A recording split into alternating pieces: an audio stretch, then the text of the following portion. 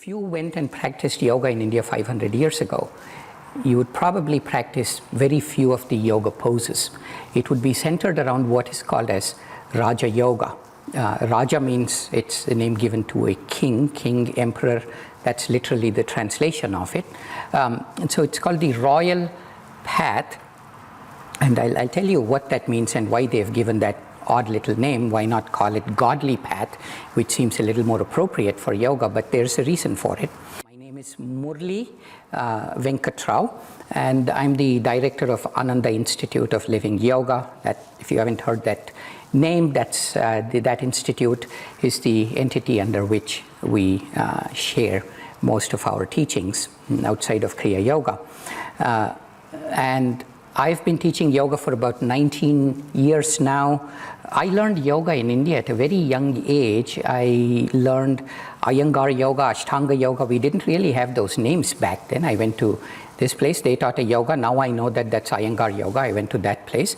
They taught a yoga. Now I know that's Ashtanga Yoga. That's it's a bit of a post facto grafting, so to speak, of all of those distinctions. But I did learn those. And eventually, my mind, my soul settled on Ananda Yoga, which I learned here at our ashram in Nevada City, California.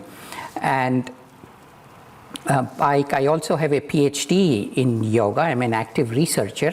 My area of research is the effect of yoga on diabetes and other endocrinological and metabolic disorders. So a few years ago, they did a massive survey on yoga in the US. And they found many things, but let me go over some of the important things. They found that first, believe it or not, 40 million people, that's roughly 1 out of 10 people, consider themselves as regular practitioners of yoga. That's a massive number. And not just that, among the survey respondents, all US adults that were surveyed, all of them without exception, recognized the term yoga. Nobody said, what is that? That's pretty extraordinary for a practice that has had no centralized marketing. You know, it wasn't like McDonald's or Pepsi, and it just came from the bottom up. Why is this?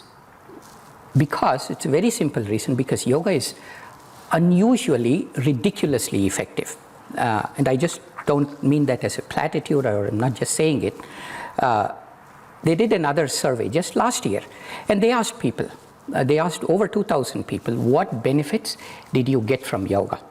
And the top 3 benefits was flexibility, strength, stress management. These were the top 3. Many people got multiple benefits. But then not too far behind was handle ups and downs in life with equanimity, feel compassionate towards others, increase concentration, to be self-confident, to be connected with God. These were actual respondents. I mean, here is the graph. I'm just showing you because to assure you that I'm not making this up. This is kind of ridiculous, really. So let me, to just highlight how weird it is, let me say it a different way. Say you went to the doctor and you said, okay, doctor, I got a problem. I'm very tight. I need to be flexible. I'm very weak. I need to be strong. So the doctor said, do some push-ups. Okay, fine. That kind of makes sense. And you went back and said, oh, by the way, I'm also very tight. I need to be flexible. The doctor said, do some push-ups. This is beginning to look a little weird. And you go to the doctor and say, I'm very stressed out. Do some push-ups. I need self-confidence. Do some push-ups. I need to feel compassionate. Do some push-ups. I need to find God. Do some push-ups. Right? Do you see what I'm saying? Yet, this is survey respondents not only took this in stride, they kind of expected this. Why is that? See, the primary reason why yoga is unusually, ridiculously, weirdly effective is because it's a mind-body practice. And, you know, we've heard that in various different contexts, but I want to tease it out a little bit. We are straddled, we are stuck, unfortunately, with a body that doesn't want to move. Right? I'm sure everybody can kind of resonate with that. And we are stuck with a mind that doesn't want to stop moving. It's not you and I, it's the nature of creation. There is, at the heart of yoga, they distinguish two aspects to creation. They say jada. Jada means inert, inertia, that resists movement. And yoga is a set of practices that does exactly that. Somehow it reverses the natural down-pulling effect of creation, which is a lazy body and a restless mind, and changes it into an active, revitalized body and a calm, inward mind. How does it do that?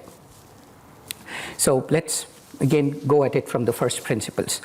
When you're about to do some action with your body, what do? Say, breathe deeply, that's what you do. When you're freaking out and you want to calm your mind, what do? Breathe deeply, do you not? It turns out that the breath, I know I oversimplified it, but most spectacularly true things are actually very, very simple.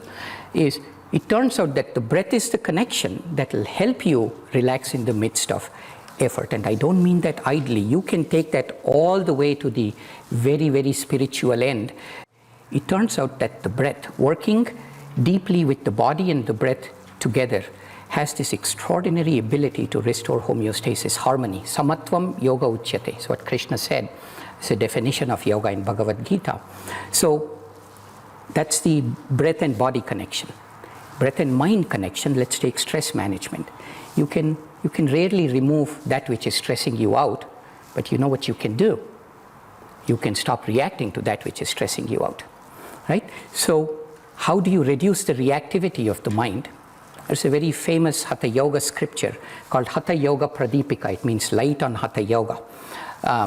And that says, Chale vate chale chittam, nishchale nishchalam bhavit. Vata, chale vate. Chala is moving. Vata is breath or energy. Chitta is feelings. Chale vate, when the breath or energy moves erratically. Chale chittam, the emotions are erratic. Nishchale, when the breath is still, energy is still. Nishchalam bhavet, the feelings become still, meaning we begin to stop reacting. So it's the same thing. The way to harmonize the body to have health and the way to reduce reactivity both come from the connection to breath.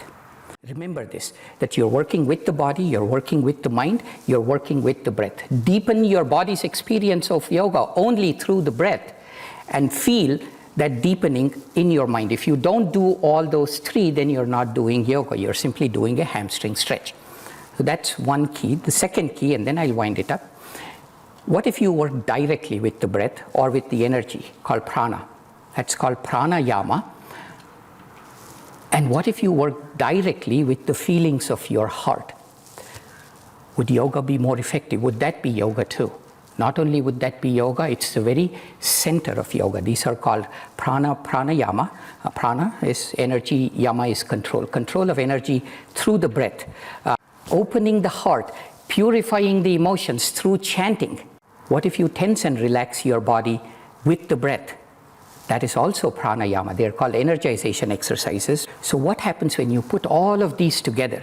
The mind, the body, the breath, tension and relaxation, awareness, chanting, working directly with the energy. What do you get out of it? This is the final point I wish to make. In yoga, we move the body merely to make it still. We deepen the breath merely to become breathless, not in the sense of being dead, but when the breath becomes very, very small, our biggest distraction goes away, and we are able to focus in a way that you literally wouldn't believe. In the moment of focus, this is, 5 minutes of this kind of deep stillness and focus is equivalent, this again scientifically backed, to many hours of deep REM sleep, where the body heals itself. So why do we do? You take all of these practices, purifications, asana practice, energization, pranayama, chanting, meditation, all of those. What do you get? That is Raja Yoga, the royal path to what? The royal path, that's why it's called the royal path. You go to the king, you ask the king, say, I want you to pay off my mortgage. The king will probably pay off your mortgage, but if you ask something bigger, if the king's in a good mode, he or she is going to give it to you. Raja Yoga, the royal path. You can go there, ask for health and well-being. That's what you get. You can go there, you ask for stillness, stress management, self-confidence, focus, or even finding God.